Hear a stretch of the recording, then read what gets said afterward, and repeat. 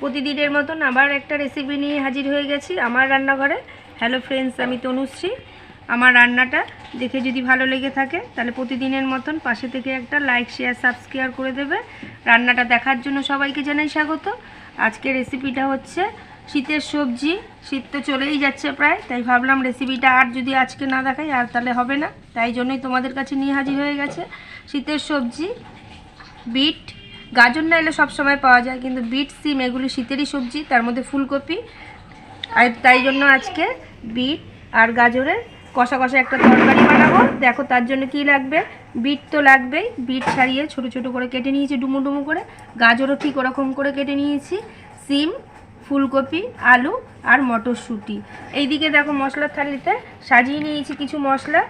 গোটা ধনে, গোটা জিরে, বাদাম, একটা পেস্ট করে নিয়েছি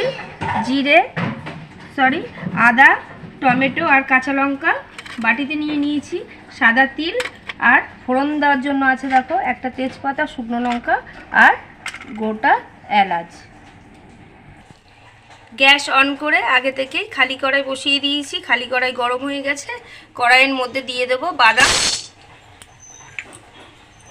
বাদামটাকে নেড়ে ছেড়ে হালকা করে ভেজে নেব।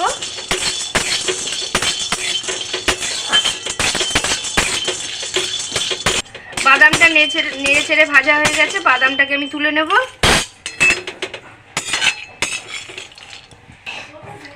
গরম কড়াই, খালি কড়াইয়ের মধ্যে ভেজে নেব এবার তিলটাও নেড়ে ছেড়ে।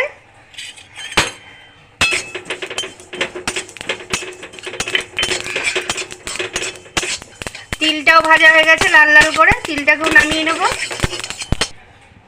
ফের খালি কড়াইয়ের মধ্যে দিয়ে দেবো গোটা ধনে, জিরে, গোটা জিরে,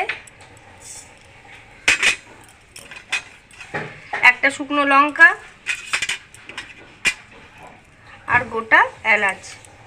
নেড়ে ছেড়ে ভেজে নেব।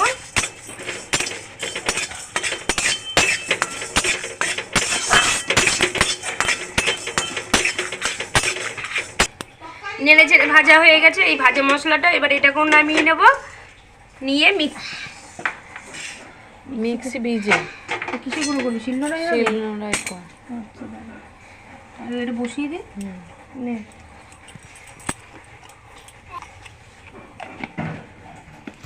তেল কি বেশি দিয়ে দিলাম? এই সবজিও তাই না? ঠিক আছে। পেঁয়াজ মাছে পেঁয়াজ কি করবি দেখ, কটা রসুন, ওই পেঁয়াজটা চারচালা হোক যেরকমই হোক কেটে ওইটা, আর এই ধনে জিরে সব একসঙ্গে ভাজবি শুকনো খোলায় মাছে, ভেজে পেস্ট হবে, ভেজে বাটা হবে। আর তারপর আবার তেলের মধ্যে হচ্ছে কটা শুকনো লঙ্কা, কটা কাঁচা লঙ্কা গোটা দিতে হবে। দাঁড়া একটা একটা করে সেরে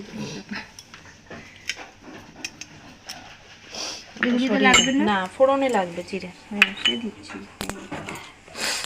এগুলো লাগবে। ফোড়নটা দিয়ে এই বাটাটা দিচ্ছি, দিয়ে আলুটা দিয়ে দিচ্ছি। সে তোর যেরকম করে হোক তুই করবি।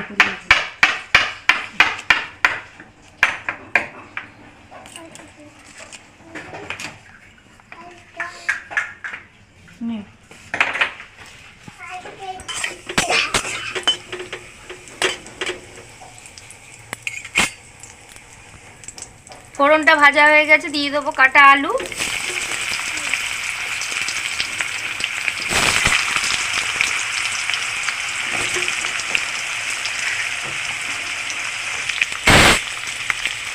সাথে দিয়ে দেবো বিটটাও।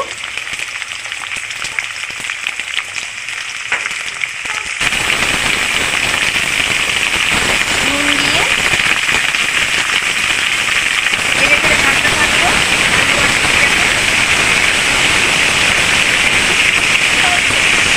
শিলনোড়া পেতে নিয়েছি। গোটা যে মশলাটা ভেজেছি, জিরে, ধনে, এলাচ আর শুকনো লঙ্কা, এটা আমি শিলনোড়াতে হাতেই বেটে নেব।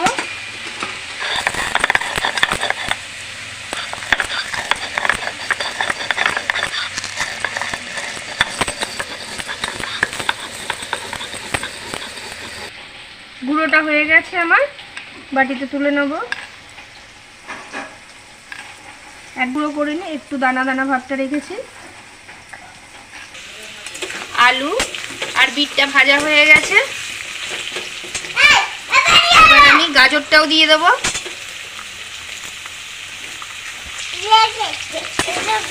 গাজরটাকেও নেড়ে ছেড়ে ভেজে নেবো একসাথে করে।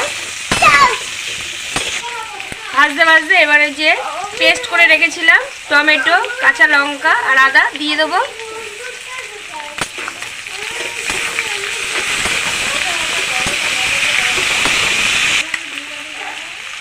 এবার সিমগুলোও দিয়ে দেবো। কাঁচা গন্ধ চলে গেছে টমেটো, কাঁচা লঙ্কা আর আদা। এবার যা সবজি বাকি আছে সবই দিয়ে দেবো। সিমও দিয়ে দিলাম আর ফুলকপিও দিয়ে দিলাম, কেননা এগুলো তাড়াতাড়ি গলে যায় এই জন্য পরেই দিলাম। স্বাদ মতো নুন দিয়ে নেব, হলুদ দিয়ে দেবো কালারের জন্য। এবার মটরশুঁটিটাও দিয়ে দেবো।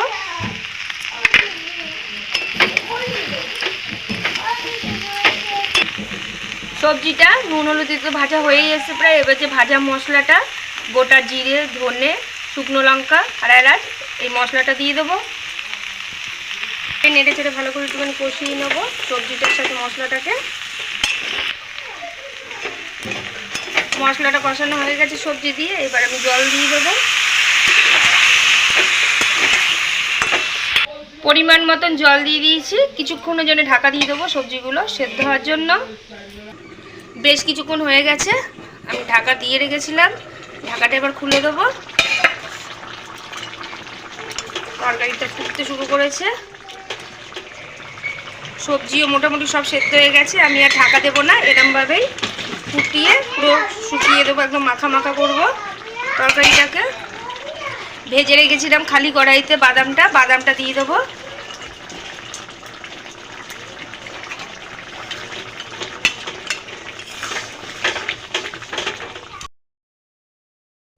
ব্যাস তৈরি হয়ে গেছে বিট আর গাজরের কষা কষা তরকারি। এবারে যে ভাজা তিলটা রেখেছিলাম খালি কড়াইতে, তিলটা ছড়িয়ে দেবো, নাড়িয়ে চাড়িয়ে মিশিয়ে নেব।